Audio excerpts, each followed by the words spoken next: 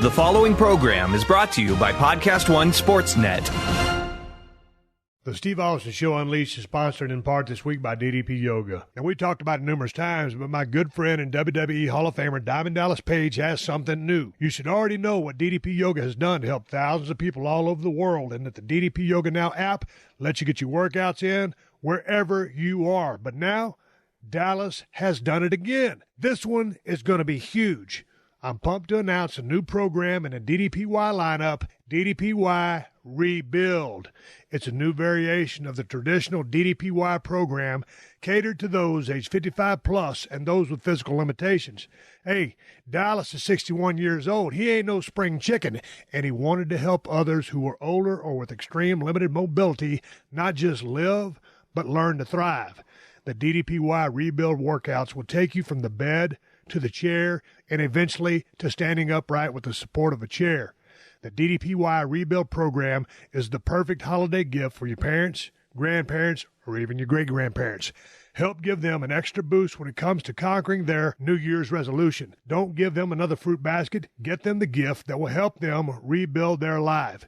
Head to ddpyoga.com/rebuild to learn more and pre-order the DDPY Rebuild program. Also, DDPY is having the biggest Black Friday sale ever. 30% off all DVDs, app membership, and apparel on ddpyoga.com. You heard it right, 30% off. They've never had a sale like this one before. There's no better time to take advantage of the DDPY program. DDP Yoga can work for all ages, weights, and fitness levels. It provides a kick-ass cardio workout with minimal joint impact. It'll have you on your way to not only changing your life, but owning your life. Also, heads up, Dallas will be appearing December 8th through the 10th at the Steel City Con in Monroeville, Pennsylvania. This is a huge con in the PA area, and Dallas will be there signing autographs, taking pictures, and talking to the fans. For more information, go to www.diamonddallaspage.com and click on the Appearances tab to get all the info. The following program is a PodcastOne.com production. He started in a small town in Texas. Worked his ass off to become one of the most famous wrestlers of all time. We're going to take care of business tonight, and that's the bottom line. And now he's dominating the world of on-demand audio. And he's doing it for the working man. This is a damn good outlet for me to spew the bullshit off my brain. Yeah! This is Steve Austin Unleashed. All right, everybody, welcome to the Steve Austin Show. I'm coming to you from the side of the road somewhere in the hill country of Texas on my way to South Texas. I'm headed to visit my family because it is Thanksgiving. Hey, man, anybody that can hear my voice, if you've downloaded this podcast, happy Thanksgiving, motherfuckers. I hope all of you have a safe journey to get to see your family and your friends. Please drive safely, be courteous on the road, and get back home safely so you can get your ass back to work and pay them fucking things they send in the mail they call bills. If you don't pay those bills, they will shut your shit down. So travel safe, everybody. I hope Thanksgiving is good for you. I'm looking forward to seeing all of my family, all of my friends, my in-laws, and all that shit. A couple of them ain't really happy to see, but, you know, we'll save that for another day. I'm looking forward to getting down there. And because it is Thanksgiving and my bandwidth out here in BFE is the shits, I'm going to keep this open real short and real simple. Brendan Schaub, former UFC fighter, is my guest today. This dude was a badass dude. Followed his career from when he was on The Ultimate Fighter to his last fight. I saw him on The Ultimate Fighter when he made his debut. He's the host of his own podcast, The Big Brown Breakdown, and he's also the host of another very successful podcast, The Fighter and the Kid, with Brian Callen. Two very successful podcasts. Everybody listens to them. And I tell you what, we're talking MMA, we're talking pro wrestling, we're talking transitions, we're talking a lot of bullshit, and Brendan's a funny cat. And he drops a line towards the end of the podcast. We just got to shut the shit down. We talked for about an hour and a half. But we just stopped talking because he dropped a line, and I just started spitting water on my computer. So anyway, podcast open this week is short. It is Thanksgiving. Happy Thanksgiving, people. Have a good time. Drive safely. As my old buddy, Ravishing Rick Rude, would say, for fuck's sake, Steve, arrive alive. Be careful out there, folks. Brendan Schaub is up in a minute, but first, Onnit customers, get ready. We're going to hit you with the biggest sale of the year this Friday, November 24th at midnight. That's tomorrow. Onnit is turning up its Black Friday sale to 11. Stock up with 25% off supplements, including Alpha Brain, 30% off apparel and gear. Unbelievable doorbuster deals like 50% off their Werewolf Legend kettlebell. Oh, hell yeah. If you're already a fan of what Onnit has to offer, or if you're curious, now's the time to check it out and give it a try.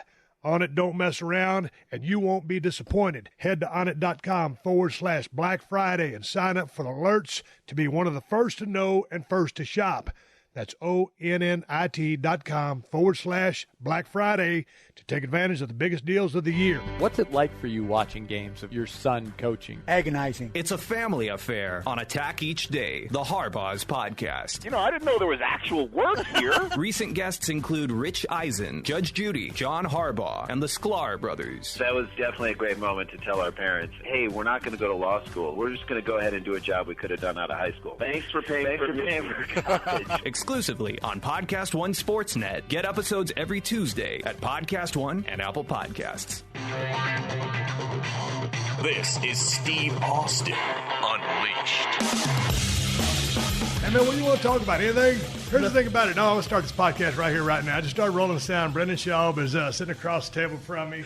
Struck up a conversation here, rolling the sound, an ex-MMA fighter and an ex-pro wrestler. Man, I'm a big MMA fan. I know at times in your life you've been a pro wrestling fan. Yeah. I had a conversation with our mutual friend, Joe Romero, at Average Joe Art on Twitter. Oh, yeah. I said, dude, man, Brendan's coming over because I did your show, The Big Brown Breakdown. Had a good time. Yep. Had a great conversation. And then I've been wanting you to be on my show, and I was looking for a number, and so we started texting. He goes, hey, man, I'm ready to do – you said I'm ready to do your show. And I'm like, yeah, well, I called you a couple times. I just never left a voice message. I thought you was trying to kayfabe me. No, heck no. Go ghost on Stone Cold? Never. I didn't know what the deal was. But you know what kayfabe means? No. Oh, it means like the Steph arm. Oh, gotcha. Okay. Gotcha. It's cool to have him on my show, but I don't want to be on his show. No, heck I'm going to drag man. you down into the quagmire today. No, hell no. I got a black lab here, Callie. She's 8 months old. She's been a pain in the ass. She done jumped all over Brendan's skinny jeans. He's wearing gray jeans and a white T-shirt. And Callie's ripping him to shreds. Yeah. And Brendan saw me. I said, I got to go in my Stone Cold promo voice and try to get her off of him. And so I cut this promo on her, and about 5 seconds later, she's back on him. So she loves me, man. My shit ain't effective She no loves more. me, man. Matter of fact, I'm never embarrassed to wear skinny jeans, but wearing them in front of Stone Cold, that might do it, man. Oh, this is great. Are you a dog lover? Are you love pet dogs? friendly? Love dogs. Grew up with dogs. Just got one recently, a Malinois, and a big dog. Smart dogs. Is it trained for protection? Yeah. Hey, man, a long time ago, I hosted a reality show called Tough Enough. It was a reboot. And we had, the kids doing some crazy things. And one of them was, I don't even know what the drill was.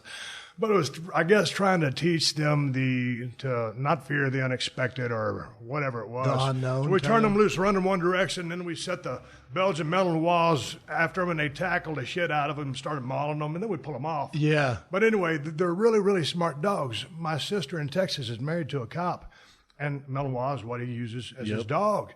And every time we go for Thanksgiving, which we're about to go, dude, that dog is in the back of that F-150 because when I bring my dogs, they're just Labrador retrievers. They ain't going to stand a chance. No. I figured I was going to go out there and kind of make friends with the Malinois because, I'm the dog whisperer. I'm a dog lover, and he will be able to sense this. Yeah. That son of a bitch would have torn my They head don't off. care, huh? They don't care. They have such high, drive, and it's, you better be ready to go with that dog. I run a lot, so I bring her running, and we do the stairs, and I try to wear that dog out. So how old is it? She just turned a year, young. But she came from, proper training. Right. Well, dude, when you talk about proper training, my neighbor over there deals in German Shepherds, and obviously she's highly, knowledgeable about the Malinois too. Excuse my pronunciation of some of these words because they throw me. Yeah, me too. But, dude, you can drop 20, 30 large plus in the training of the dogs. I'm not trying to get personal, but you got some money in the dog. Yeah, it's not cheap, man. That dog's, a good down payment on a Ferrari. But for protection, I have a 20-month-old son, and my girl's there. I'm on the road a lot more, and people are weird. So People are real weird. Man. people are real. I can't imagine the stuff. But dude, here's the thing: you've been away from. Well, you're in the MMA scene, but you've been away from the octagon for a while now. Yeah. But, if no one was watching the product, you're a good-looking normal dude. Yeah. Tall. Yeah. But if somebody didn't figure you had the skills that you got, does anybody ever try to fuck with you on the street? Not once. Never. And you know why? I think it's guys that have trouble with that are the guys that give that energy off. Like they're the guys where it's insecurity and they're in the bars or in the clubs or restaurants and they're looking for a fight. I'm not. I'm just, I'm easy going. I'm not an aggressive guy. I'm not violent. I don't want any problems. I like to talk to people. So I think it's the energy you put out. I was always the guy in the bar, man. I'm there to have drinks and have a good time. Yeah. And not go total Flair mode, which I want to get into. Yes. Because he would get over the top and start taking I his can't clothes wait. off. I can't wait. I was the guy because back in the day, I always had a pretty good set of jacks on me, decent arms. Yeah. Not bodybuilding arms, but decent arms. Yeah. But the kind of arm that some drunk guy from across the bar would just, and the dude weighed about $160, $170, wiry, just kind of that sinewy strength. Yeah. And, hey, man, you want to arm wrestle? And it's like, no, dude, I don't want to arm wrestle. And I wouldn't say it like but I said, no, man, not really. I said, can I buy you a beer? Yeah. He goes, okay, man. But it was always, I never got really into the fight scene or getting guys that wanted to pick fights with me to see how tough Stone Cold was. It was the guys wanting to arm wrestle with me. And I was like, dude, I just don't want to sit. First of all, I suck at arm wrestling. Yeah, I'm not great at arm wrestling either. My roommate in college was a quarterback, and that little son of a bitch, every time we arm wrestled, because he grew up in a bar, his dad taught him how to arm wrestle, his technique. It's all technique, right? And when I'm playing linebacker or running back and my quarterback roommate is smoking me, not good. No, I'm not good at arm wrestling either. Nor do I want to do it in a bar. You know what doesn't get chicks? Arm wrestling. I'm not doing it, bro. We're not going to arm wrestle here. What's wrong with you? Yeah, because there's the three hot chicks over in the corner. Okay, I got the winner. You got the loser. Did you see that big guy just beat him in arm wrestling? No one's trying to do that, man. Come on. So, have you guys been busy? I know that, with your podcast, Fighter and the Podcast. Yeah, Fighter and the Kid. And then Big Brown Breakdown. Yep. You guys are touring a lot. You know what? Is that fun? Are you having a blast? Are you traveling too much? Because I was talking to Joe. Yeah. And he said, hey, man, you ever thought about doing that? Yeah. And I said, well, man, no, because I saw so much of the world, back when I did. And where I'm at right now, not so much. I said, I can understand why Brendan is. Yeah. Because, man, he's hot and they got a great act going. And it seems to be going gangbusters for you. Are y'all enjoying it? I love it. So the way I got into it was Brian and I, the Fire and the Kid live. And it wasn't a live podcast, it was a live performance. So I'd get up, I'd do like 10 minutes to open the show, telling a story. And then Brian would come on and we'd do our thing, improv and fan questions, current events.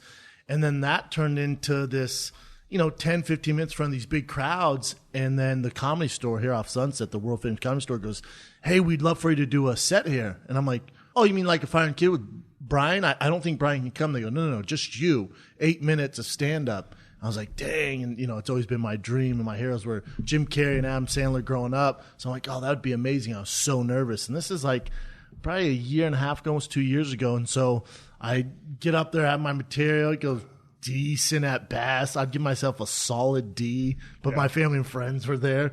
And then I just like, man, I love this. I love this. And just kept honing the craft, kept getting up at the Comedy Store nonstop, kept going. And then eventually my agent, Justin Edbrook, was like, hey, what do you think, you do the Fire and Kid live. What if you did a Big Brown Breakdown live? Like you can do some stand-up, you have like 30 minutes of material, and you can do some current events in the MMA and break down the fight. I went, all right, I'll do that. So we do it at the Ice House. My first one ever was at the Ice House in Pasadena in, I think, January or something like that. So I go there, and I do it, and it was good. It went well, but I'm like, I don't want to just do my podcast live and break down fights. Like, I want to do actual stand-up. Right. So then that evolved to an hour of stand-up, and then now I'm on the road by myself. You know how it is on the road. So I jump around, but the longest I've gone, I went to Australia. That was like 7 days. I went to Dublin in England. That was like 7 days. But I'm not on the road for like months at a time like certain guys. But I got to be honest, I absolutely love it. Love it. But, dude, you just said, like, you've been on the road. Dude, being on the road for me at my age. Different animal for you. Whole different thing. Different animal. We're running around with a pack of guys. Everybody's out of their mind. 3 divorces.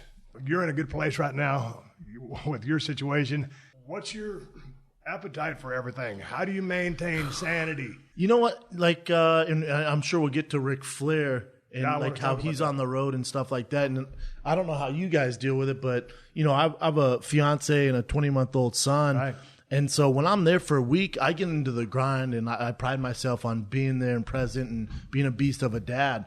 Then when I'm gone for 7 days and I come back, it's like you're trying to fit into their life and into their rhythm, and you're coming in like a bull in a china shop messing things up. So, and I'm getting more busy. And I just had this talk with Joe Rogan last week. I pitched this show to a network. I wish I could say something. I found out it got greenlit. So there's another thing on my table. And then I have this other thing that they want me to do, this other project. I have my stand-up and my 2 podcasts and this and that. And I'm looking all around, and I was talking to Rogan about this.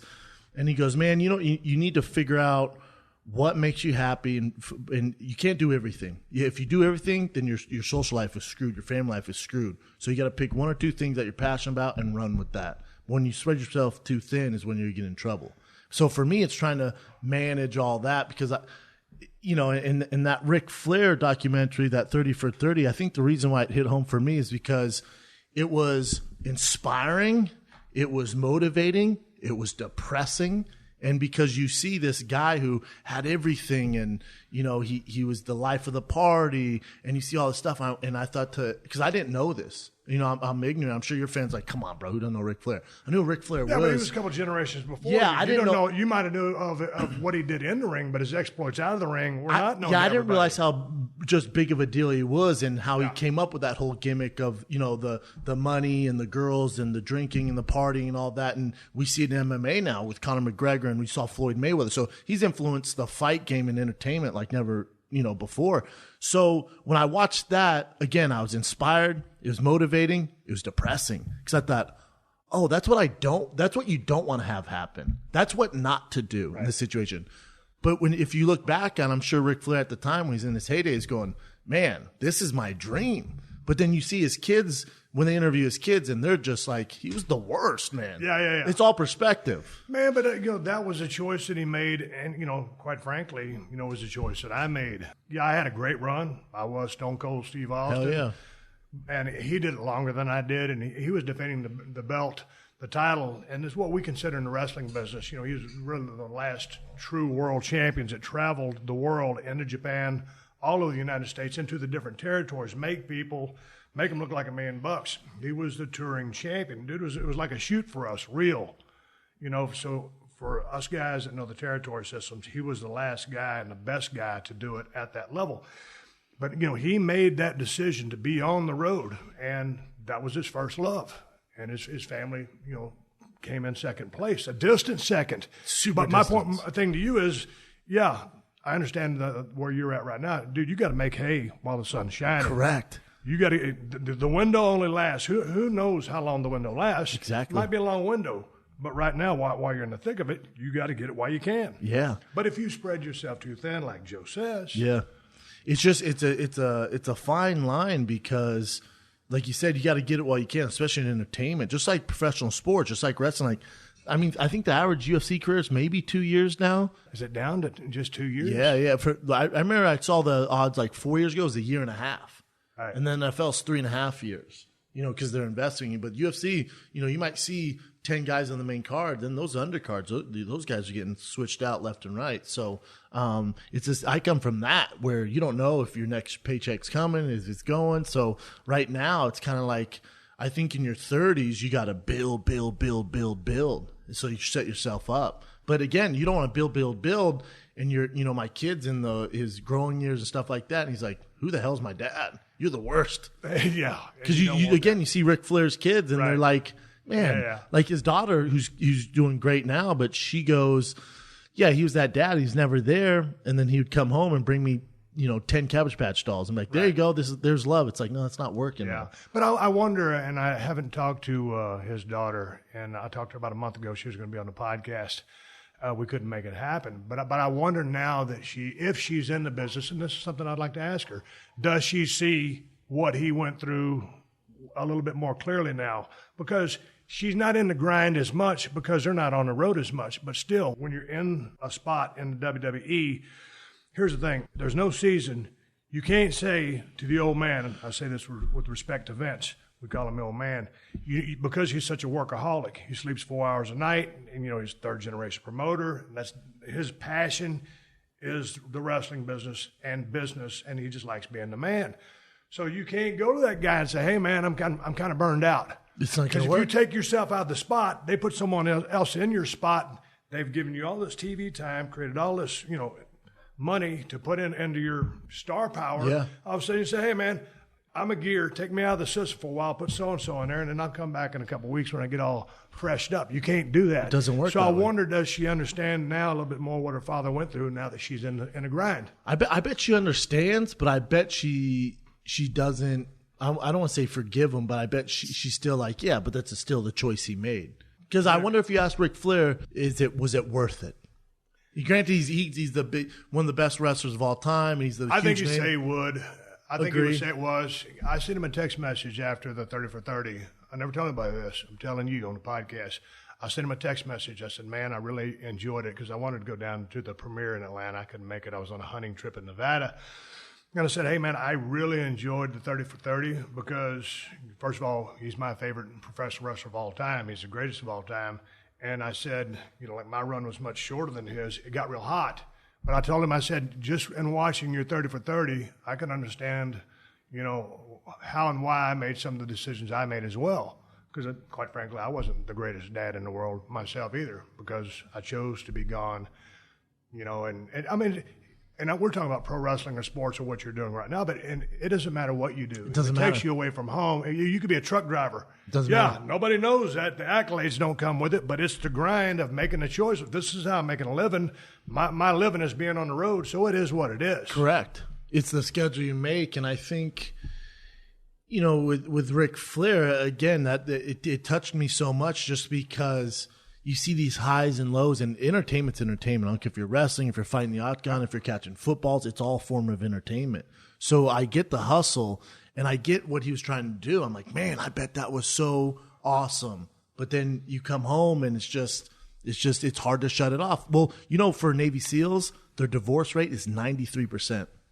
How'd you find out that stat? I know you From do a lot of Navy research. SEAL. Really? Yeah. Have you talked to many of them? Yeah, a few of them. Yeah, we've had him on the show, and I was talking to him about just the stresses of what his job entails and being gone for so long, and you're talking years sometimes. And he goes, "Yeah, that's why the divorce rate's about 93%." Hey, man. Which is like, why get married? Like, if you know those stats. But here's the thing. Being a Navy SEAL, this is speculation on my part because I've had a couple of them on my show as well. Like being an MMA fighter, like being a pro wrestler, I think those types of jobs, positions, passions, or pursuits, you got to be wired a little bit different from the get-go. You're not the norm. No. So the 9 to 5, the normal schedule, the going to dinner with your buddies on a Wednesday, like there's no happy hour. Like we don't fit into that mold. You're just not. You're this outlier, and hopefully you can find a girl who understands that outlier. Everyone likes the pit bull till you buy one. That thing's aggressive. It looks sweet in the store, but when you actually commit to it, that thing's going to be tough to handle. It was funny because in some of being married for me, like, man, when I'm gone, I'm gone. And then, like when I'm off, I'm around. Yeah. And then all of a sudden I'm gone.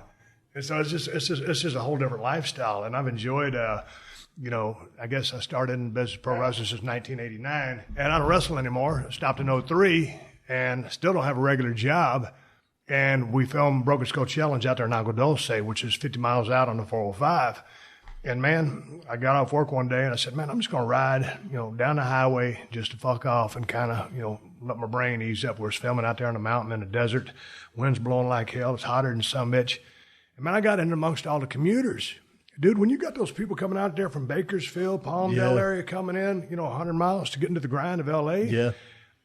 I respect that because everybody's got their bills to pay, and you got to work for a living. That's what my parents always instilled in me. You got to work your ass off. I just never had to commute. Yeah. Oh, yeah. Well, you're building your own, you're kind of, granted you were working for someone in WWE, but you're still your own business. You're still your own boss, your own identity. You're putting the food on the table. Well, our commute was a bunch of guys in a car driving 300 miles to the next shot. After the matches, drinking beer. So it's a different kind of commute. Different kind of commute. But not in the grind. But also it's a grind. Oh, it's a different kind of grind. It'll take a toll on you. Before we get into some MMA talk, because I want to talk to you about the world of UFC and some of your career. But you watched professional wrestling for a time back in the day. Oh yeah. I mean, at what age? Man, I was a super fan from probably 6 to around 14 probably, of like Macho Man, Razor Ramon, The Warrior, Hulk, those were my guys. Wasn't Razor Ramon one of the greatest characters of all time? Yes, hell yeah. The way he went into that, because, I remember watching Scott when he was in AWA, and this is before your time, but he was just, if you ever saw him in person, back in the day, that was a big son of a bitch. But he had the cowboy mustache. He's working the cowboy gimmick. Yeah. So, years later when he turned himself into the Razor gimmick, I was like, holy smokes, this is off the charts. Because the cowboy gimmick was kind of neat, but it was, it's kind of cliched or not really you've seen it before. Yeah. When he came out with that Razor thing, it was just a total reinvention of himself. And, basically it was being Scarface. Basically Scarface. Yeah. So anyway, I watch wrestling, and I see what I see. And you watch MMA or UFC, you see what you see. Yeah. You've got to watch the two separately, because I imagine if you and I are watching a match together from, let's say from the Attitude Era, because you can identify with that. Or you and I are watching a match from the last pay-per-view, UFC pay-per-view, 217, which I saw your predictions in your preview of. And I had my predictions going to that as well. How do you watch the fights versus if you're turned on WWE today? How are you watching that? Are you like, man, this is bullshit, or I'm just watching as a fan? Do you understand what's going on? I don't really understand what's going on, because I think what makes WWE so special is there's stories behind it. Same with the UFC. If you're invested into the fighter, if you know their story, where they came from. So for me, it's like, watching, let's say I never seen Stranger Things. I just started on episode 6. I'm like, I get it. I realize it's good quality content, and, what they're doing is good, but I don't really understand it. So with the WWE right now, I couldn't really name too many guys, the current WWE. Again, when there's certain things that spark my interest, and then I go down this rabbit hole. So like Game of Thrones, forever I made fun of people that watch Game of Thrones. Rogan and Joey Diaz. You never watched it? Nope. I made fun of him. Is there dragons in it? Yeah, I went, I'm 30. I'm not watching if there's dragons. Always making jokes about it. Then I got into it. It's the best TV show I've ever seen. Really? With wrestling, it's not that I made fun of it, but we would have some wrestlers comment to me and go, it's just the same as MMA and stuff like that. So I'd get into that argument, like, no, man. So, but once you realize, and again, this Ric Flair thing I went down this rabbit hole. I watched and I went, what a fascinating story, man. What a life. And so then I just started going down the Ric Flair rabbit hole. And I have Ric Flair t-shirts and Razor Ramon t-shirts and Warrior t-shirts. And it's just, shout out to Homage. And I just... I think it's easy to criticize something, and I'm guilty as anyone. I'll criticize something, but then when you look into it, you're like, oh my God, you moron! Like, look into it before you jump to conclusions. So for me, it's just more about kind of knowing what's going on. So when I watched WWE, like probably 6 years ago, whenever The Rock did WrestleMania in Florida. I haven't seen it since I was a kid, and I watch it now and I go, what the hell is this, man? Right. What is this? Right. Because I'm used to seeing mixed martial arts. Yeah. But now, after doing my research and watch it, it's just, I look at it different. I still don't understand it. Same with MMA. I'm sure you watch MMA or a lot of people, but you have a better understanding than most people. They might watch and go, God, this fight sucks. You know what? But really, if you know what's going on, it's a whole strategic kind of game plan from both guys, and that's why it looks like it's boring, but there's so much going on. Well, the funny thing about UFC is I've been a huge fan since UFC started, but I stopped watching for a while. I drifted back, and I was always a pro wrestler, and then it kind of started turning a little more hybrid, versus the wrestlers versus the strikers. Yeah. Because that was some weird matchups back in the day. I mean, Heck, it was a cluster. I mean, you never know what you were going to get. It was awkward a little It bit. was. Yeah, it was awkward. And so for a while, feeling out process. And so, but now when I watch, I'm trying to watch with, it was funny to watch your predictions on UFC 217 because I got that pay-per-view. I get almost all of them. But when you're watching a fight, are you watching from an analytical standpoint, or can you step back and just enjoy it for what it is? Dude, you get invested. Like, you should do this. You should do this. Very rarely can I sit back and just enjoy it. I usually have a relationship with someone fighting, or I made a prediction, so I'm hoping this happens, or I'm very critical of kind of what they're doing. Not when I say critical, just meaning like I'm analyzing what they're doing. Right. So I think it's a good thing to have, but because I'm never bored. I'm never like, this fight sucks. I can always understand what they're doing and what they're going through. But with UFC 217, I mean, good God, when I say we, I don't work for the UFC. I just mean the sport of mixed martial arts. Did we ever need that card? Did we ever need it? It's been a rough year. It really has. It's been, the most down year. There hasn't been a lot of spark. Conor hasn't fought. Ronda's out. Brock's out. So there's no really superstars. John Jones is, MIA, and who knows what happens with him. So there just hasn't been a lot to celebrate this year. There hasn't been that great of fights. And then 217 comes along. And it was just, to me, it was the best pay-per-view of all time. It was great. It was a good pay-per-view, and I was particularly invested in the last 3 fights. And I was title talking with fights. Joe. He always sends me, a text message. Hey, man, who you got? I know pretty much everybody, but some of these newcomers are coming up, and if you haven't been watching for a while, then I haven't heard of them. It's tough to keep up. Yeah, Joe's really dialed in, as you are. Obviously, it's what you do, or the world that you're in. But, man, you've got to make these stars. Just like WWE, I'm sure, there's a feeder process and you got to build these guys up. Yeah. The problem is with the UFC is you might build these guys up and you're putting all the sponsors on them and you're shooting the countdown shows and then they get knocked out.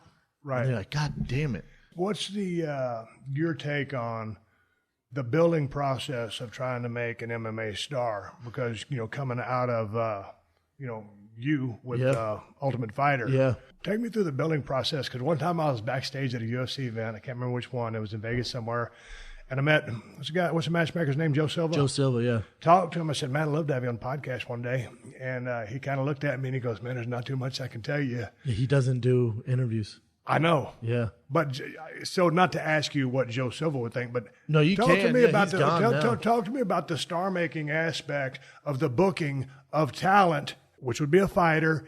In the case of wrestling, would be a wrestler. Yeah. But talk about the star-making process, or all of a sudden, okay, hey, man, this guy's got potential. The matchups are building blocks this guy's got to overcome, but they got to kind of be – it's the building of a fighter. Talk to me about that. Yeah, it's the building of a fighter. I think it's similar to wrestling, where you guys start on a local scene and you make your rounds and you have that build up, and then you get signed to the big show, after you're doing your work around the national kind of local scene, and you kind of build up your name, you build up your resume, you kind of know yourself, you have the skills a little bit, and then you get signed to the UFC.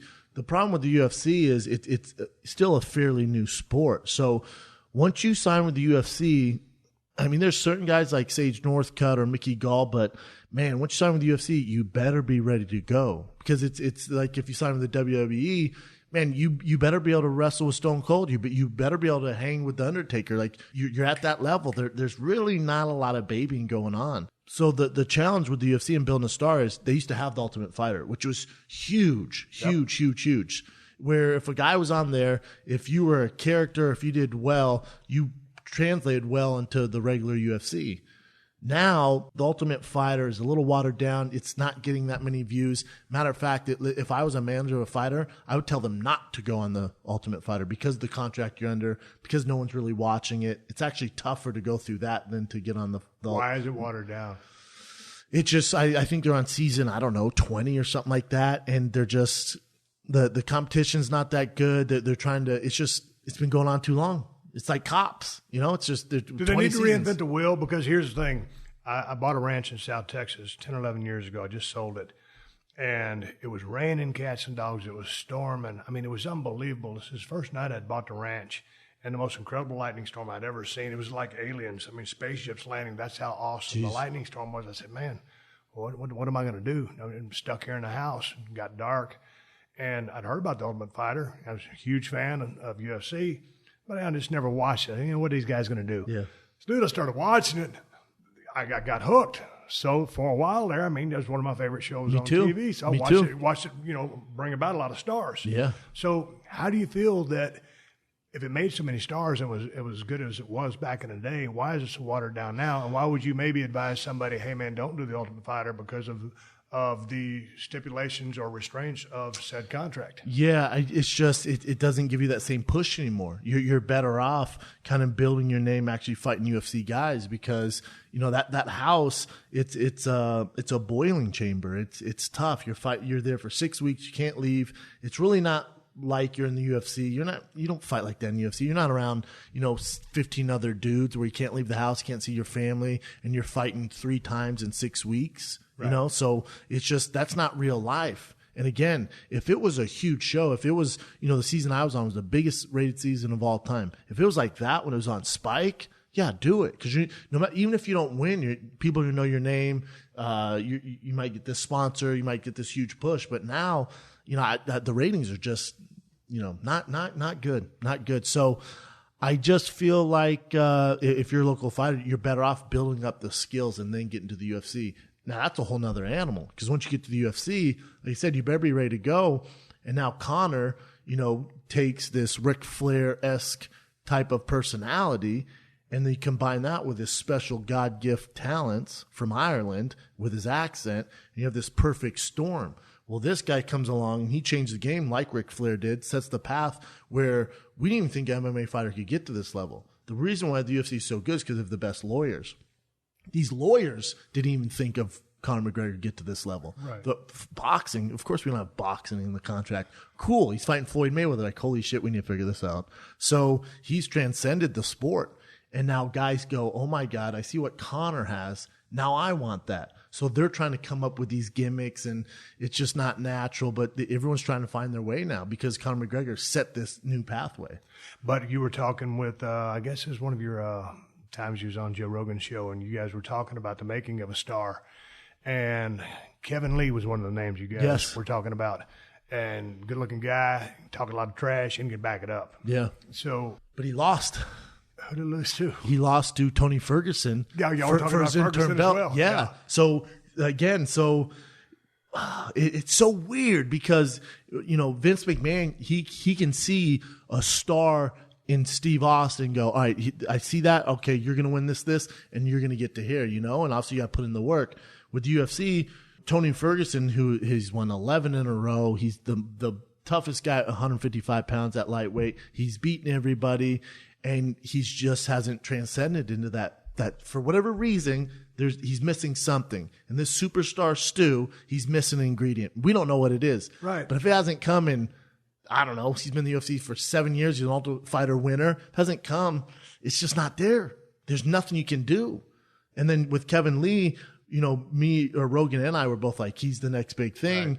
He has all the star qualities, and he's young, so he still has that potential, but then he loses to Tony Ferguson. And then that fight, numbers-wise, it was, I think it did 200 pay-per-view, 200,000, which is low rating. So the making of a star, and I was at this party with UFC brass, I won't mention his name, I'm sure you guys can figure out. And he goes, these guys don't understand. We decide who's the star, not them. They want to play hardball. We decide. I thought, oh, you're so wrong, bro. You're so wrong. You have to pray to God John Jones walks in that octagon. Yeah. You have to pray a guy like Conor McGregor has it all. Yeah. You have to hope a Ronda Rousey, comes about. But, a lot of these athletes are once in a lifetime.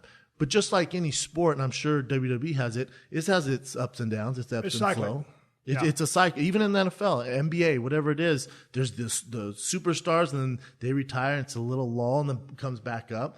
They'll be fine, but there's certain things that got them to the dance that they're not doing right now. Man, when that one guy said, hey, man, we determine who's a star, Vince's deal was, he always says, Steve, the box office is your biggest indication of whether you're a star or not. And it was funny one time, I've told the story many times, but it applies just directly to what you just said about all of a sudden, this guy that comes along with all these talents, good looking, he can talk, can fight, he's got the whole package, but he doesn't win. So in everybody's minds, hey, this is a guy. So he's being groomed, but he just can't get there. One time I was at the Madison Square Garden. If you've ever been to the Garden, it's a very short entrance to the ring from where that dressing room is. And I used to always watch I'd usually be in the main events at this time.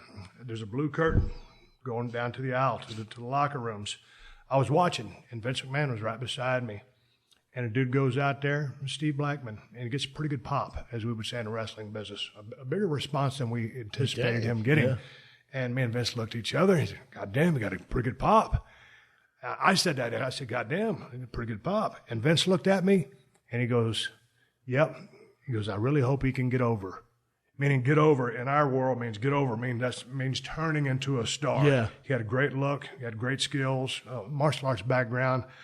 And it's like, when he said that to me, here's the be-all, end-all. Here's the Mac Daddy. Here's Vince McMahon, the OG, saying, hey, man, basically I'm saying I can put a rocket pack on your ass and I can light it, but you have to be able to do something with it.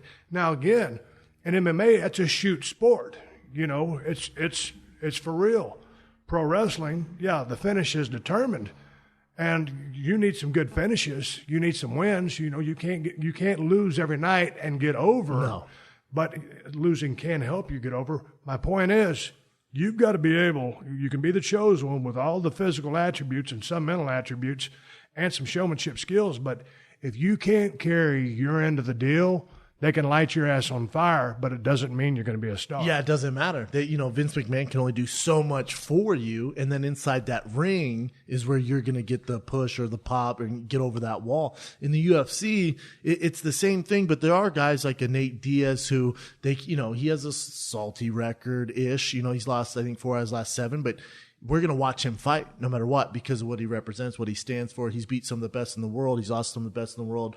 But it's always an entertaining fight because of personality. Man, those are far and few between. There's not a ton of guys where if you're not winning, like Joanna, who just lost at 217, she was going to break Ronda Rousey's record for most defended titles in female 6 times. She gets knocked out in the first round. Okay. And then, in our business, you're only good as your last fight. Mm-hmm. So then there she goes. Cody Garbrandt was a guy that they attached that rocket to. He's the bantamweight champion. And, he beat Dominic Cruz and, he got the belt. And then he's fighting his old teammate, TJ Dillashaw. And there's all this story behind it. Great story. Great story. Phenomenal story and I love Cody. And he's going to be a superstar. But the UFC invested all this, this rocket fuel into him, then they lose and all right, God damn it. Or with Ronda, you want to talk about rocket fuel. When her comeback fight against Amanda Nunes, they had NASA build her this rocket ship. They did all the promos just about her. The fight gods don't work like that. She gets knocked down the first round and most people are like, hold on, we don't even know who she's fighting. Well, then Ronda retires, now you're left with this. But you got to attach a rocket pack to her. So right. It's a tough dynamic for them. I do not envy what they have to go through. Man, it was really weird because you mentioned Ronda Rousey, who I'm a huge fan of, and I go back to the weigh-ins with her and Holly Holm, and Ronda was angry. She's talking that trash, passionate, yeah, and Holly was just standing there. I mean, she's 13, however many times boxing champion. She's been around the horn. Yeah, you're not getting intimidated. She's no rookie. No. And I want to ask you about intimidation and getting in someone's head. Remind me about that. But going back to that weigh-in, and then, Holly Holm, in my opinion, and I'm not an expert like you are, but she was winning, but she was pedestrian in her wins. All of a sudden, that night against Holly Holm, she was a superstar, and, she just dialed in, and just Ronda had that 6-inch circle kind of right there in the middle of her face where Holly was just teeing off, and then finally that kick, and so it was over. But Ronda had, been really aggressive at the weigh-in. And so Joanna and I can't pronounce her last name. Jędrzejczyk. Okay. It's a tough one. I hear you. It took me about a year to figure that out, yeah.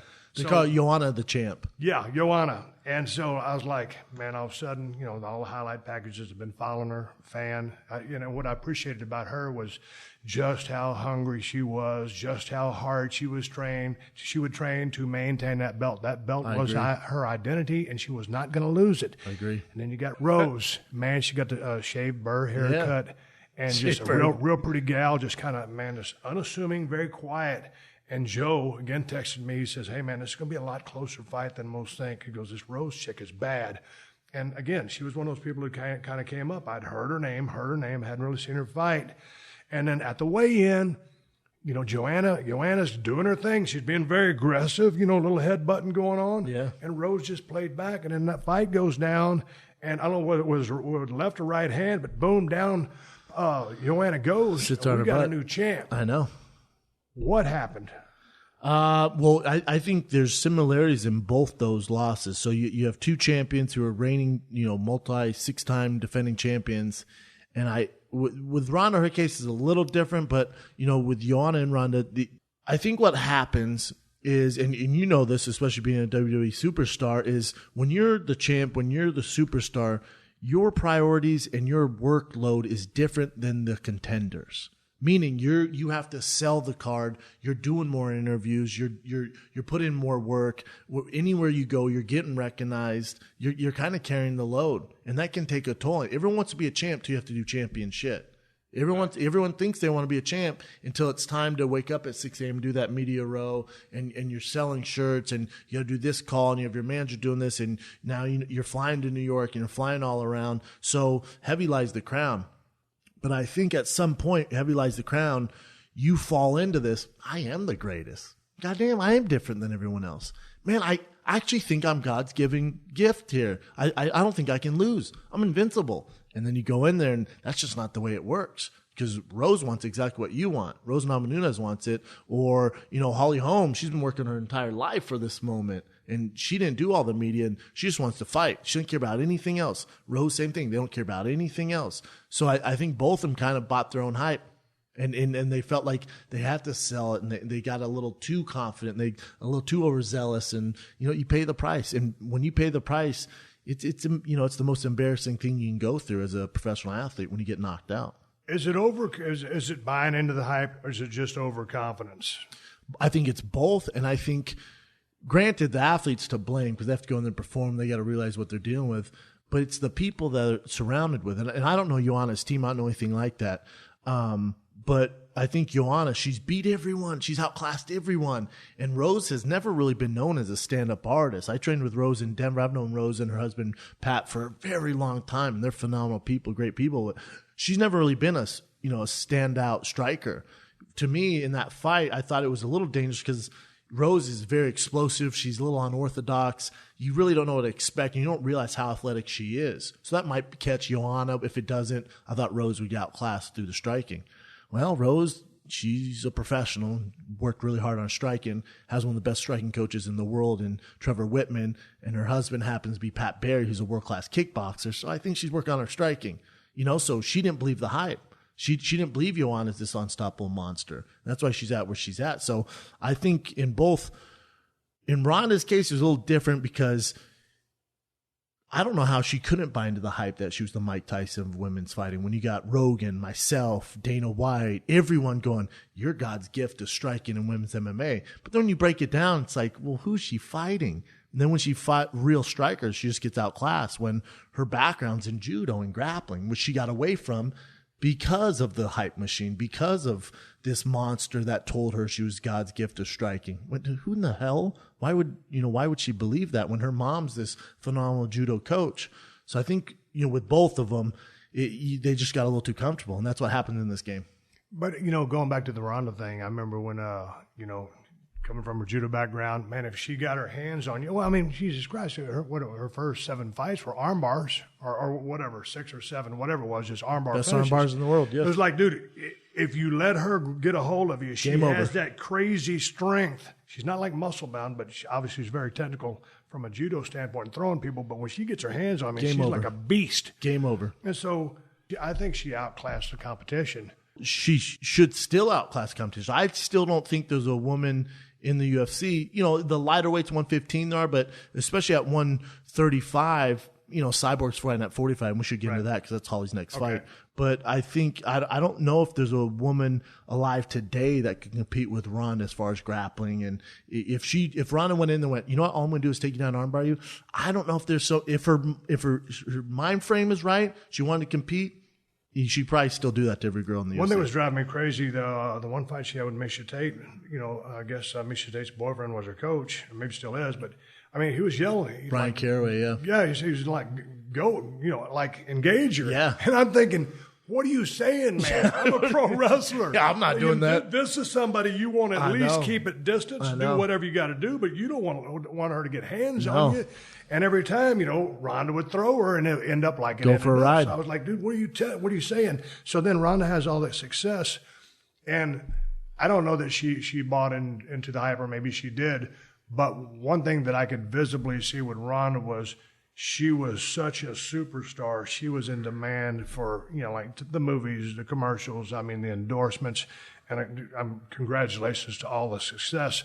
I think that spread her thin. And so she couldn't focus on what brought her to the dance. There you go, brother. Her game. There you go. And, you know, you see it this day and age where, you know, every athlete wants to be a movie star. Every movie star wants to be an athlete. So with Ronda, you know, she thought she could do the Hollywood thing and still compete at the highest level in the world, and it just doesn't work like that. I see a lot of guys in the UFC today's world who are, you know, they're at the desk with Joe Rogan. They're working for UFC tonight. They're traveling around. They're in these movies, and I wish someone would get in their air and go, I know you got to strike while the iron's hot.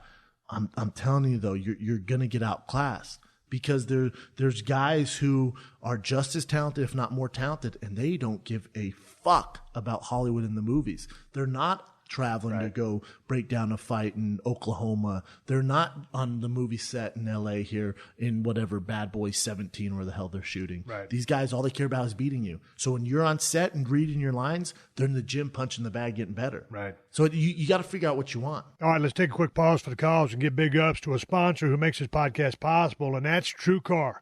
Now, there's something about TrueCar a lot of people don't know, that TrueCar can also help you find a used car. In fact, there are over 700,000 pre-owned vehicles available from TrueCar certified dealers nationwide. Whether you're looking to buy new or used, TrueCar gets you upfront pricing information that empowers, letting you see what other people paid for the car you want so you can know what a fair price is and feel confident. And with TrueCar, you can connect with a local certified dealer of your choosing to make the process quick and easy. When you're ready to buy a new or used car, visit TrueCar to enjoy a more confident car buying experience. Some features are not available in all states. Hi, everybody. It's good old JR Jim Ross, WWE Hall of Famer, here to tell you about a huge interview that we scored with Dave Bautista on my show, The Ross Report.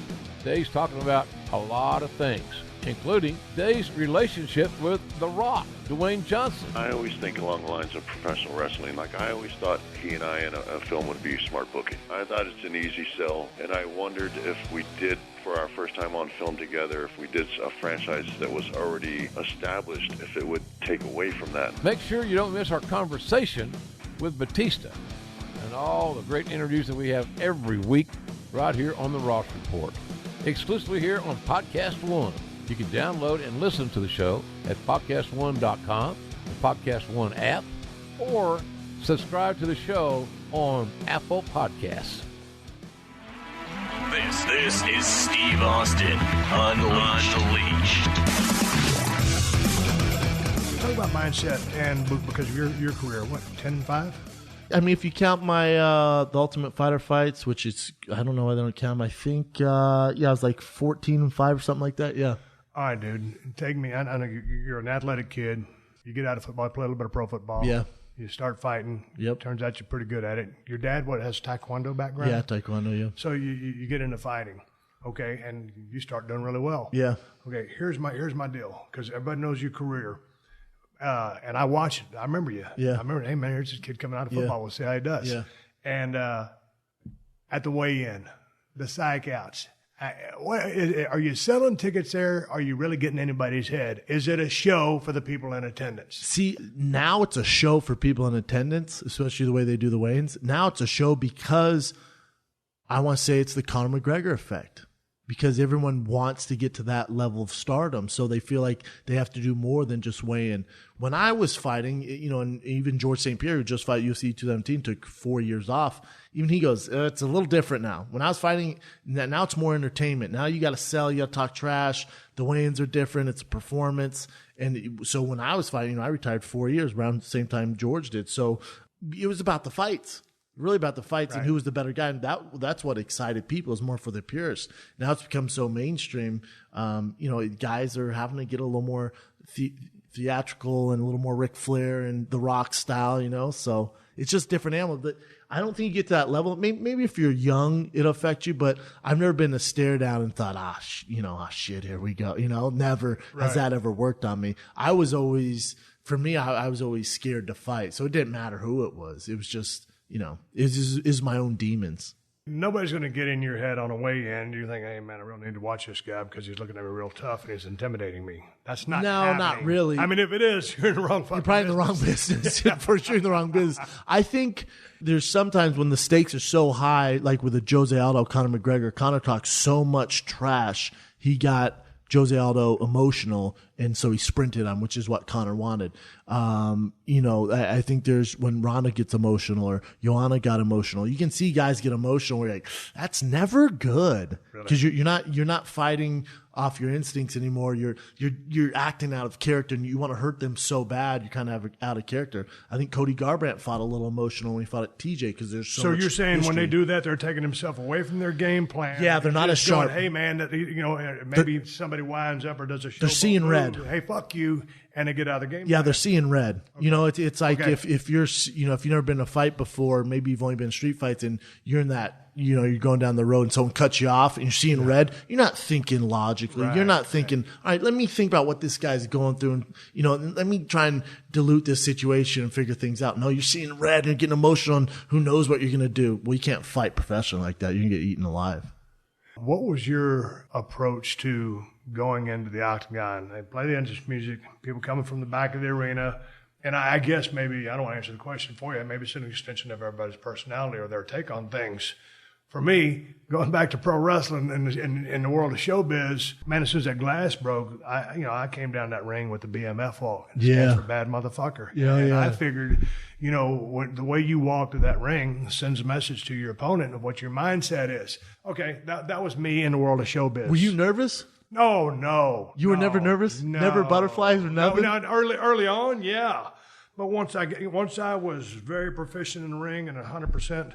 Once you were stone cold, it was on. And it wasn't like, I had to be in the back, banging my head against the wall to try to get in a stone cold character. Dude, all I did was take the me that you're talking to now and just go, zip, put it on 11. Yep. Here we go. And people would ask me, hey, man, you're always talking shit on the way to the ring. What are you saying?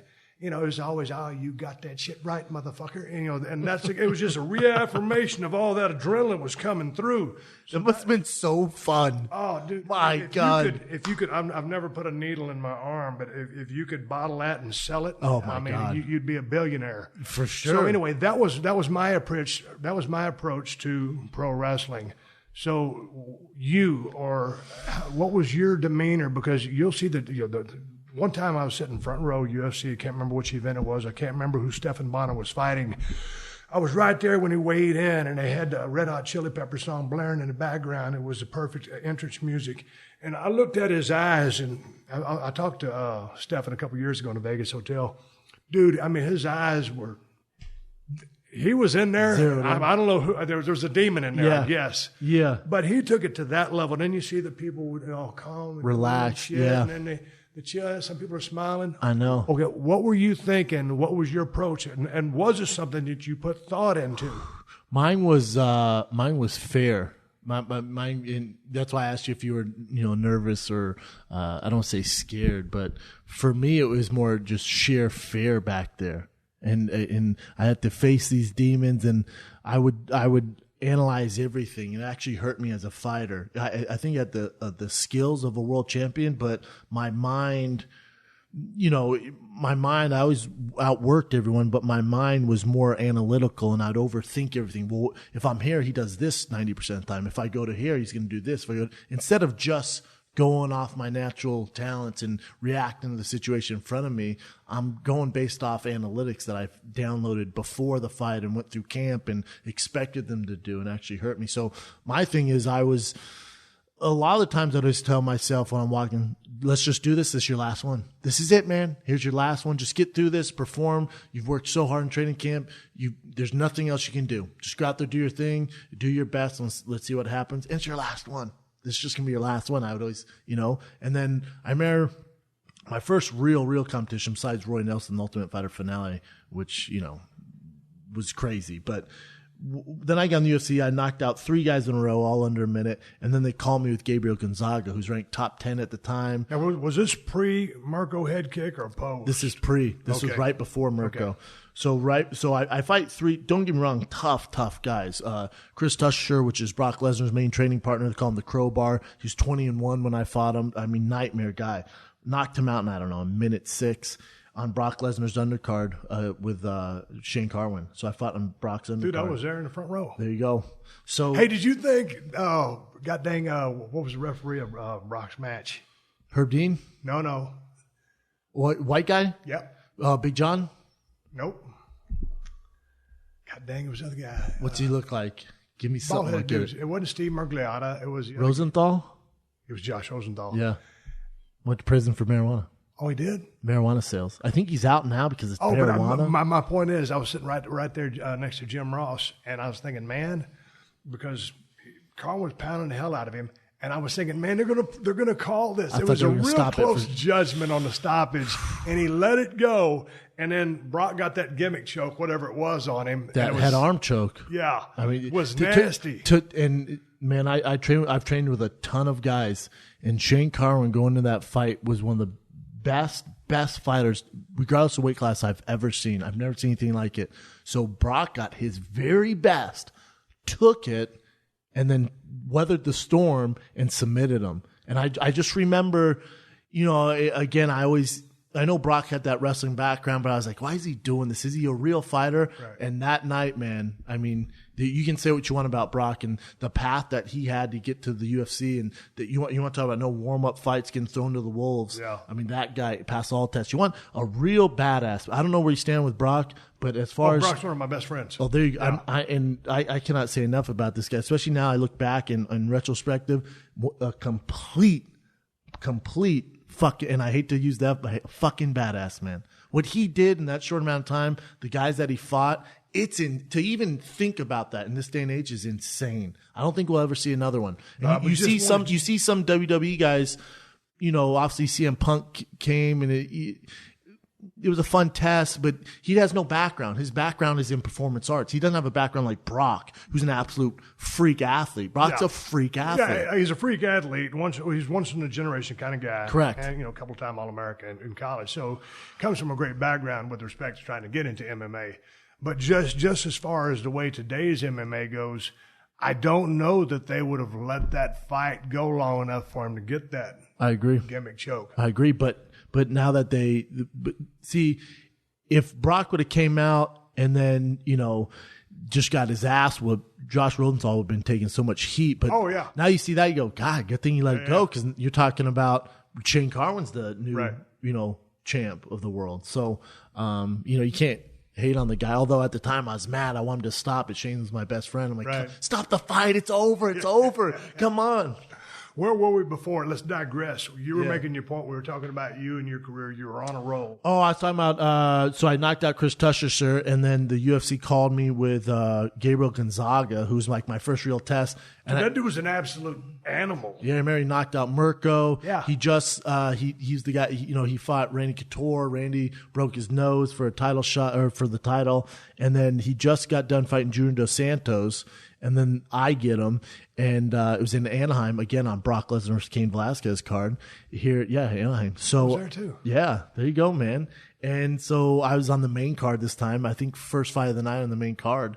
And I remember walking out telling myself, and I told my coach and my family this, I went, if I can't beat Gabriel Gonzaga, I really don't have a future in the sport. So if I lose, this is my last one. And I was dead set, ready to retire right there. Because you didn't think anything of Gonzaga? No, because I thought if I can't beat him, then I'm just a guy. Okay. I'm just going to be that middle of the tier guy where you're never going to really make money. You're not going to get sponsors. You can punch in the head for no reason. Like go work at Starbucks. Right. It's a better life. You have benefits. You're probably going to make the same money. Right. So then I went, all right, it's just not for me. This isn't my talents.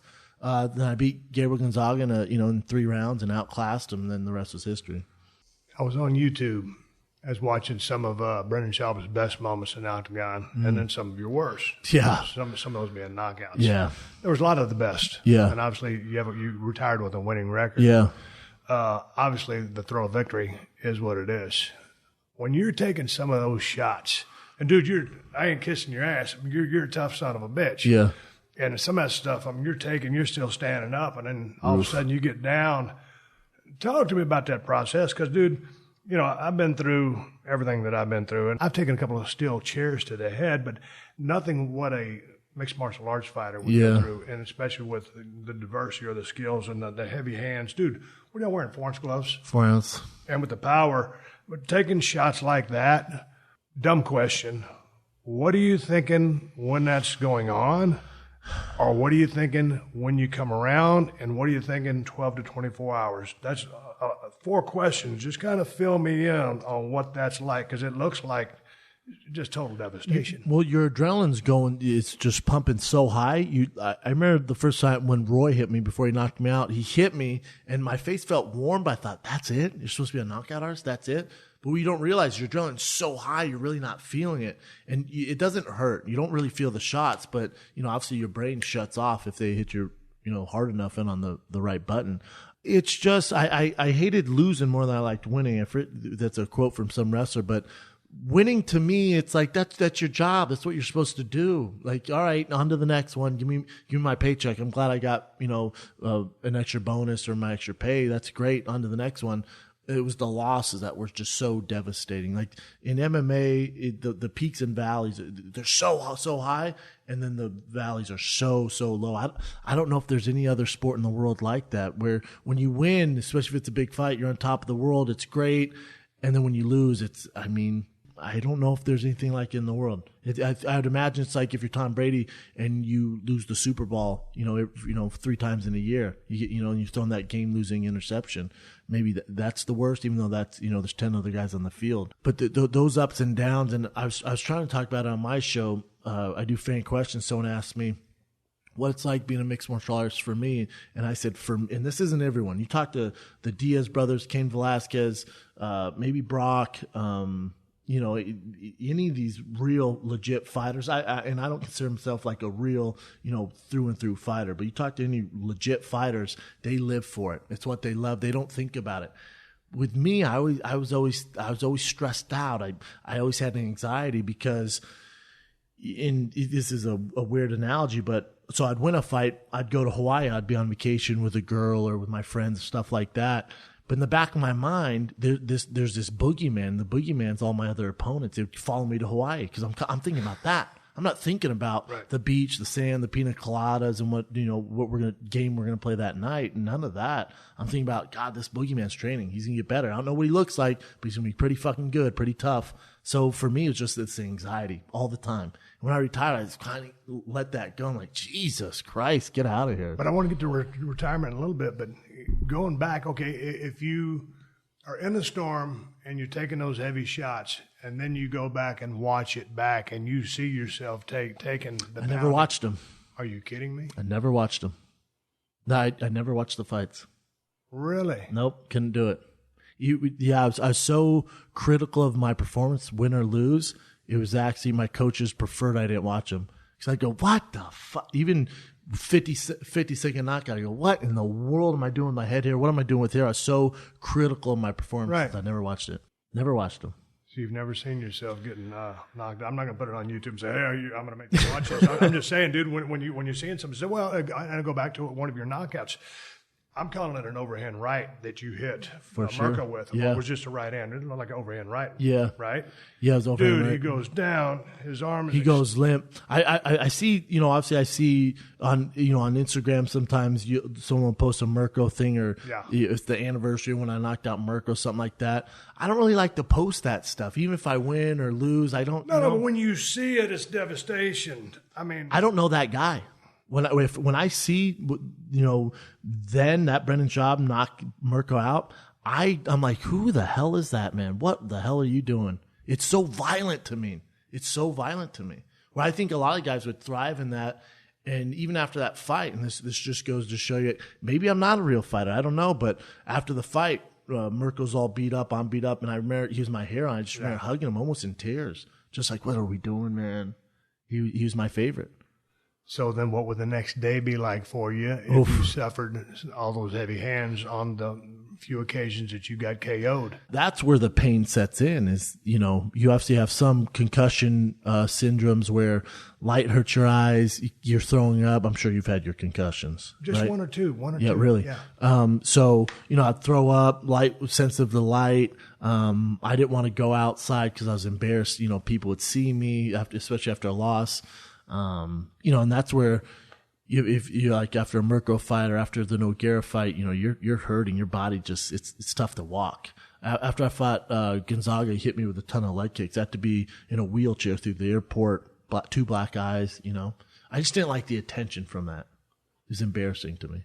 But was there any kind of, because you suffered just back-to-back losses on 2 occasions, but at any point, because the lows are so low and the time between fights is what it is, that there's some soul searching in there where you're thinking, hey man, dude, I got to find a way out. For sure. Is this what I want to do? Or I'm not really qualified to do a whole lot of it. Do you have a college degree? Yeah. Double major, business sociology from University of Colorado. Okay, so you're qualified to do something else, but now you have to take the wherewithal to go do it, and it's for your podcast stuff. Oh, yeah. Before you had the conversation with Joe. I want to talk about that, but what are you doing on the soul-searching part of this when you're like, hey, man, this shit ain't what I thought it was going to be? Yeah, it never goes according to plan, does it? I just think, there wasn't a lot of other options. So my answer to that, my church was the gym. So I just go back to the gym, try and get better, hope for another matchup. You'd listen to your coach, you go, he just caught you, man. He just caught you. And you're like, yeah, you're right. I'll get better. And so, but I didn't know any other options. I was in the thick of it. I was in Denver, Colorado. There's just not a whole lot of, other options for me. And, people go, well, you had a degree, you could have done something. You're restarting fresh. You ask any college student or, when you retire from wrestling or NFL, even if you have degrees, there's this lull period where you're trying to figure your shit out. Right. It's not like just because you have a degree, you get a job, especially this day and age. It's going to take a while, man. You're talking about a new venture. Yeah. And it's going to take years and years to kind of figure that out. Don't want any dollar signs from you, but from start to finish, how was the increase or status quo of the payoffs, the money, or any outside endorsements? And then you left off in what, 2014? Yeah. Okay, and now with the money being what it is today, talk to me about the money part of making a living in the sport of MMA. Yeah, so I was under the Ultimate Fighter contract, so it started off as 8-8, 10-10, 12-12. So when I say 8-8, 8 to show for the fight, 8 if you won the fight, and then after that, 10 to win the fight, 10 to show for the fight, 12 to show for the fight, 12 if you win. So if you lose, you're only getting 10 grand. Then after managers, taxes, you can figure that out. It's not a whole lot of money. It's time to get going. Yeah. I was fortunate because I came off the Ultimate Fighter, never met a camera I didn't like. So I got a lot of sponsorship. So I actually made more in sponsorship than I got paid for beating grown men in the octagon. So I was always big on sponsorships. And then, with Mirko, I'd get some, bonuses, 50 grand here, 50 grand there. I fought some of the biggest names in the world. You're talking Nogueira, Mirko Krokop, Gonzaga, Mitrione, Roy Nelson, the list, Ben Rothwell, the list goes on and on. Travis Brown. And I can say this, and this is just the nature of sport. This isn't a knock on Dana White at the UFC. When I retired, I had maybe $2,000 in the bank. I'm not living lavish. I'm not living the high life. I'm not Ric Flair up in here. I'm not Chris Rock. That's just me living normal, doing regular things that a 25-year-old, 27-year-old would do. I had about $2-3 grand in the bank. Right. And, my face is here, my face is there. And, I was making good money off sponsorship. Thank God for those sponsorships. What does it take to get leverage in the UFC that you can say, hey, man, this is the normal, or this is the norm, but here's how it is now? And it has Conor McGregor done, or broken that. Conor did it. You just have to be undeniable. When I say and he's a special case. So let's eliminate him. He's your outlier. Okay, let's eliminate him. You have to win. Because, back in the day, I've told this story many times, but I always love telling it. I was sitting in a Jeep Grand Cherokee with Vince McMahon. We were about to go do a storyline type thing where I'm throwing a championship belt in the river. And we're in a truck together, and we're sitting at a gate, and it's locked. We're waiting for someone to unlock the gate to let us go do, where we need to get on the property. And it's very uncomfortable because you're riding with the promoter. I could imagine maybe if it's been the same with you've been riding with Dana White. You don't really know each other. Yeah. He's promoting. You're an up-and-comer. I was an up-and-comer starting to get a little hot. Yeah. We don't know each other. It's uncomfortable, right? It's awkward. And so there's a couple of things back and forth, but it ain't going nowhere. And we ain't going nowhere because there's a gate locked in front of us. And all of a sudden he just blurts out, he goes, Steve, as a promoter, you never want a talent to know what they're worth. Dead silence. You're like, where do you go from there? Where do you go? Yeah, I'll guess tell you so, where man. we went. You know what happened? What? He started up the Jeep Grand Cherokee and he ran through the gate and we went and did our gig. Awkward, right. Dude. It was awkward. But he's right though. Right there, the light went off in my head and I was in no position to, and never hold anybody up. But that was one of those things that I told you about a while ago with the guy getting the pop. Yeah. Hey man, I hope he gets over. Yeah. It was okay. Here it is. It's a mental note, and it isn't specific to pro wrestling or MMA, but in life, people want to pay you as little as they can for you to get the job done. That's business. It's up for you to navigate the system, learn the system, learn your worth, so that you can make as much money as you want in any given endeavor. Correct. So, learning the landscape in MMA back in the day before Conor broke through the ceiling and you stopping in 2014, what was it about your personality that you never found a camera you didn't like? Oh, man. Always a ham, class clown? Yeah, class clown, always the life of the party. And when I say life of the party, I wasn't a big drinker, big party, but I was always that goofy guy. In the locker rooms, I was always making people laugh, doing my thing. I was friends with everybody. Right. I wasn't in cliques. I was friends with, everyone's my friend. I could relate to everyone. I'd talk to everyone, check in on everyone, kind of take care of everyone. That's just my thing. With the UFC, I was a guy who did very, very well outside the cage in sponsorships because I didn't meet a camera I didn't like, and looked the part. I could give some good promos, and then the UFC signed that Reebok deal, and they came in and went, "You guys can't have any other sponsorships." So now we're gonna pay you. I think it's $3,000, $5,000, depending how many fights you have in the UFC, and that's the new rule, and you have to wear Reebok. I'm not knocking Reebok. I'm not knocking whatever. Maybe it was good for business, but what it did for me, it pushed me out.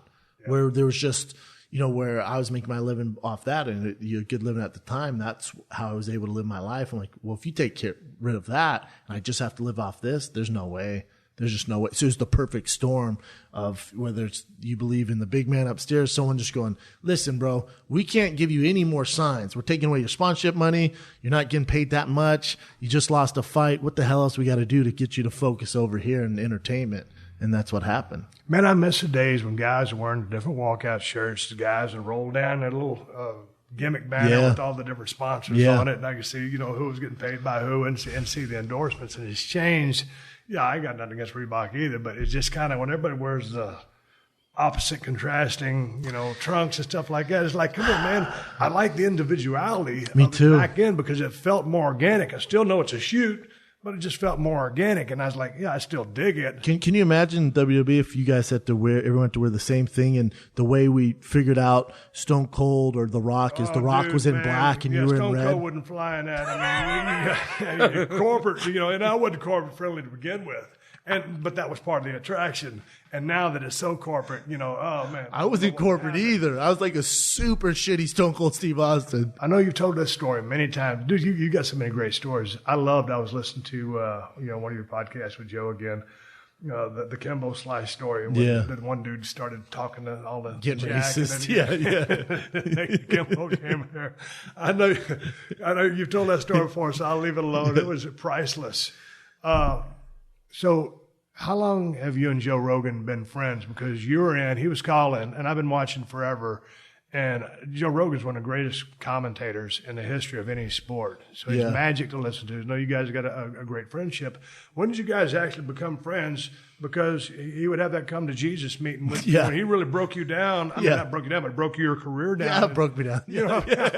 You're being friendly, but it was broke a heavy moment. Yeah, heaviest moment. Were you expecting that, or was he expecting that, or was that just happen like it did? Yeah, I think, Joe and I, he moved to Boulder, years, probably 10 years ago, and was training with my jiu-jitsu school. So we met there. And then when I first moved to LA, like 7 years ago, we were just, he was friends with Brian Callen. Brian Callen and I are best friends. So we're just running the same circle, and we'd go to dinners. I'd share stories, and I'd have him and the rest of the table dying. And then, I did a jiu-jitsu match, Metamoris at the time, which is super high level jiu-jitsu. And, we went to dinner after that, and then we just started to do podcasts, and man, just, became really, really close friends. We had a lot more in common just than fighting. And, he was like this big brother, always checking in on me, and I'd check in with him, and I talk to Joe every day now. Yeah. And, he was just came this big brother, and, he has seen so much fighting. So his, analyst of me, when he says it, obviously it carries a lot of weight. When he gave that talk at the podcast, it was unexpected, 100%. I didn't find it disrespectful, because I know where Joe's coming from, and if you know Joe's story, you can see why he's so black and white and kind of in your face about it. For him, that was a pure out of love, because he knows if he doesn't tell me like that, I'm probably going to keep going. He needs to hit me where it hurts for me to make a change. And he didn't really want to air that podcast. He was like, Jesus Christ, man, I just didn't know what else to do. And so him and Brian go, it was live, but we don't have to upload it. We can there's only maybe 20,000 people that heard it. We can just get rid of it. I went, no, let's release it. It's important. Let's release it. And, for me, that was a kind of a defining moment in my career, because that kind of put me on this path that I'm on now in entertainment through, stand up and, doing the work I do now for Showtime and my podcast, and, life changing, man. Life changing for the best. And I think a lot of people, Joe took a lot of backlash for that. And my family was very upset with Joe for that. And I think now when they see kind of the grand scheme of things, go, oh my God, Joe was right. He's kind of right, and he's actually kind of helping them. Like, look at Brendan now. So right. I think, in the end, Joe did the right thing. Granted, it was some harsh shit. And the reason I didn't say anything on that podcast, because if I opened my mouth, I would just start crying. So I just went kind of silent and took it. But it's also when something like that happens, you have great respect for this guy because of the knowledge that he has. He's a friend of yours as well. Correct. He's also very knowledgeable. Correct. It wasn't like he was just some average Joe, no pun intended. Yeah. Talking, hey man, maybe you ought to do this. No, that wouldn't work. And Joe knows that. Who loves it, does it, talks about it. I have a lot of people that give me advice. I have a ton of people that want to give me advice, and it's one or at the other. And with Joe, when Joe talks or tells me, I listen, and we have this mutual respect, vice versa. And he knows if he said that, he was serious. Not like he was doing it to get ratings or anything. His show can't get any bigger. He was doing it out of a position of driving love. home. What were you thinking? I was crying. I was embarrassed. I didn't realize the magnitude of what was going on. To be honest, I knew my career was over, but the athlete in me went, man, let's prove Joe wrong. Let's cut to 205, prove Joe wrong, fight one more time just for Joe, just to prove him wrong and show him that he's not right. And so I started making this cut. I got down to about 218 pounds, and I woke up on a Wednesday and was like, what? Starving myself. And I just looked in the mirror and went, what the hell are you doing, man? You don't want to do this. And I went back to the feeling I had in the locker room, the talk, how I was done. I was done. I told my coach before I walked out that last fight against Travis Brown, I went, I don't want to do this anymore. And they went, cool, man, let's just get through this one. You have an obligation. We trained hard. Let's go out there and do that. We'll figure it out after. And I went, I know I say this before every fight. I'm serious this time, guys. This is my last one. And, so it was just this perfect storm. And Joe did that. And, I'm in the podcast world. Now I'm in the comedy world. So it's just, It was the perfect storm in the perfect way. What was the transition like going from being friggin' Joe athlete, jock mode, you got a business degree, but you're a fighter. Yeah. All of a sudden you ain't a fighter, and you got to land on your feet, and you did. So tell me about the transition. That's scary too. Dude, that's a whole. You're getting taking off from Earth, going to a rocket ship, and landing on a different Earth. Yeah, and got to navigate through the world, but it's a world still filled with sharks. At professional sports, professional wrestling, like that's a world of sharks, and you better find your way or you get eaten alive. Entertainment's no different. I'm not saying Harvey Weinstein jacked off him or anything like that, but I had to navigate through some sharks, my man. So stage cries on a popsicle stick.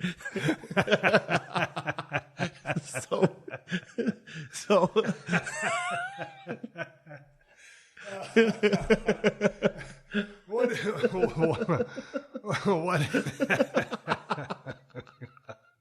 And it's a serious thing. Not that it didn't happen to you, but it's such a serious subject. I'm glad somebody can finally laugh. You gotta laugh at it, man. God damn, everybody's coming out of the woodwork.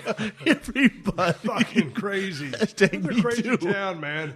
Shit's been going on since the 1900s, and all of a sudden now it's in an issue in 17. Not to make light of it. Oh, you got to, man. You kind of got to, Steve. Jesus. Yeah, but so when did you and Brian? Let's just wrap it up because I know you got some shit. You got to go to the studio. Bro. I'm actually headed to Hollywood for an audition. What do you? No pressure on the audition. It's not a private room, is it? Hopefully there's no potty plants. Oh, man. This part requires nudity. Yeah. Oh, man. So is it an acting part in the movie? No, I don't do a lot of movies. I've had some offers. Maybe trying to knock down some more doors. Yeah. Brendan's got tears in his eyes over here. Yeah. I love making you laugh. Your podcast career's over. Yeah. Oh, what kind of part is it? Oh, man. Can you talk about it at all? Yeah, a little bit. So I was... Sorry, man. Sorry, I just got a brand new computer. I spilled some water. It might have been whiskey. And I just sprayed water on my brand new computer. So, what kind of friggin' part is it? I don't know what's going on. Oh, fuck. I just ruined this podcast. Regain your composure, I sir. apologize, Regain sir. your composure. I'm trying, man. It's actually the thing I'm going for now. It's I've been working with E for a while. It's TV stuff. I'm sorry, too, man. We might have to wrap this up. Okay. I fucked this up with the Harvey Weinstein stuff. Hey, where's the fighter and the kid going next? Are you guys continuing to tour the United States or the world? You went over to Australia. What's next? Yeah, I've been all over. I'm in. I'm doing my own show, Brendan Schaub Live. I'm in Ontario, Inland Empire, Ontario Improv. I'm in Buffalo. If you're as funny as the crowd as you are on the table, your lights out. And get a ticket while you can, folks. I'm in Buffalo, the 14th to the 16th, Helium, December 14th, 16th. I'll see you guys there. Hey, last question. I was sitting here at my house waiting for you to roll up, and we changed the time because you got your audition, some other stuff. Yes, sir. And I heard the rumble of a sports exhaust. I was like, Jesus Christ. I don't know what Brendan drives, but I'm sure that's him. Yeah. So sure enough. So you're a car guy? Yeah, I'm a big car guy. Big Porsche guy. Right. I've had all sorts of cars, but Porsche, man, it's my favorite car I've ever driven. I had one before, sold it. Bought a Bentley Super Sport, which is a fast car, and I just was constantly thinking about Porsche. So now I'm back with a Porsche.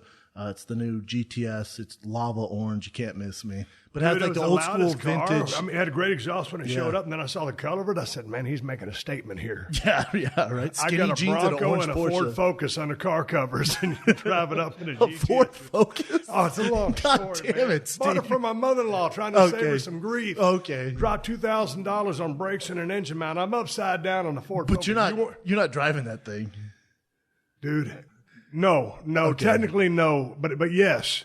We use it to take a dog to the vet because it's easy for them to Oh, get that's into. fine. Normally when I drive it, I'm a global icon and a national treasure, but I keep it on I keep it real, right? Yeah. I got the Ford Bronco, but I lease a Range Rover. None of your I'm fans into want to see cars. you roll up in a Ford Focus. I'll say that right now. I know. It's got air conditioning. Actually, it's a fun car to drive. It's front wheel drive. But anyway, I was going to the vet a couple of months ago. And normally when I'm driving it, I got my camouflage baseball cap on and my sunglasses. I had forgotten both of them. And so normally I can chill out, dude, because I'm not like an over-the-top figure, bald head goatee. I can blend in pretty good, right? But I didn't have my hat and my glasses on. And so like when I was at the stoplights, normally at the stoplights you can check your timeline or whatever, or you can kind of look side by side because everybody checks everybody out, right? Because these days people have these vapors and they're blowing shit out of smoke like a chimney or whatever. So you just kind of look side to side. Hey, you're not really waving at people, but you're looking at people. Yeah. Not that day. When I didn't have my cover, my camo hat, my sunglasses, I was not going to let anybody know that Stone Cold Steve Austin driving his fucking Ford Focus down the damn boulevard. That would bum me out. Oh man! But it's a great little car, and turns out it's metallic P. It's a neat little car. I've been trying to sell it, but I'm upside down on it. I'm sure someone will buy it. Someone sign it. I ought to donate to somebody. But going back to Porsches before you roll out of here, back in when I was going through my car phase in WWF, I was big into Mercedes, the SL 500s, S55s, stuff like that. And then got into when Porsche first came out with the Cayenne, I had one, and then had two of them. And then I got into the Porsches, had a 911, and then they came out with the twin turbo. Yes, sir. And I think I had the 2001 model, whatever it was, silver 5-speed. It was like, as soon as I saw the twin turbo or drove my buddies, I figured I had to have one. And so I got the twin turbo. And then the thing I love about Porsche is they're bulletproof. I mean, you can drive the shit out of them every single day, and they just keep going. Correct. Not like a Ferrari, with all due respect. Ferrari, a whole different animal. I agree. So it's a driver. But it's like, finally, I decided to sell. I sold that 911 so I could get into the SUV because I got tired of getting up off the ground with my knees. I know. Then I had a couple of Z06 Corvettes. But it's like almost like the 911 regular aspirated motor rather than a twin turbo, just because you just could wind it out a little bit more. That twin turbo was super fast and it was amazing. But I almost prefer just the normal 911 to the twin. Me too. To the turbo. Yeah, I prefer and that's a naturally aspirated inline 6 GTS. Where now the newer, that's why I got this one, because the newer ones, all Porsches are turbos now. To me, I feel like there's a lag. They're not as fun. Right. There's a lag. There's something like that. Yeah. And I'm mad because I sold that thing because I'll never, I'm not going to drop a coin to get another one now. I lease stuff and I have that. I got my shit out there, my pickup truck. Sure. Someone tried to steal my pickup truck from in front of my house the other day. God damn. It's in the shop right now. A 2003 Chevy pickup. Someone's trying to steal it. Did they know it was yours though? Huh? Yeah, I guess not. Well, I mean, fuck. Or they might. But anyway. So I don't know. I'll never get another one. But I always told myself, Steve, if you just kept that damn thing, you put it in the corner of your garage, because I love driving it. But if I just walked by it and saw it, it made me feel good. I know. It's something about it, like driving into Hollywood. If I'm in traffic, I don't mind if I'm in that thing. It's all perspective. Here's the thing. Have you ever gotten into the SUVs, though? Because after I got into the SUVs and my pickup trucks, being here in LA traffic, to go back down to a car, you're back at license plate and bumper exhaust level. I like the view, and I'm not jacked up because, if you go big on the suspension systems, first of all, you don't need it.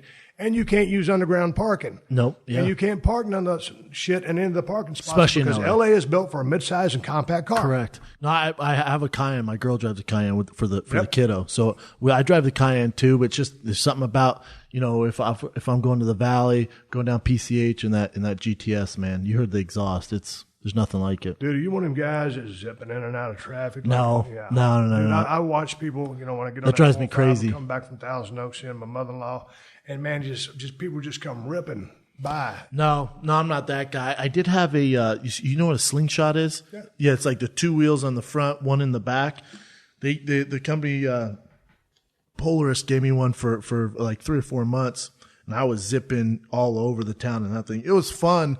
But I gave it back because the back end's so light, and I like did basically wheeled out on the 405 and found myself facing traffic. I was like, oh, Jesus Christ, man, we're gonna have to give this thing back. Hey man, here's my last story for you, and because I know you got to go, but based on the little 3-wheel accident, a long time ago, 4 guys in the WWF were going to get West Coast choppers built.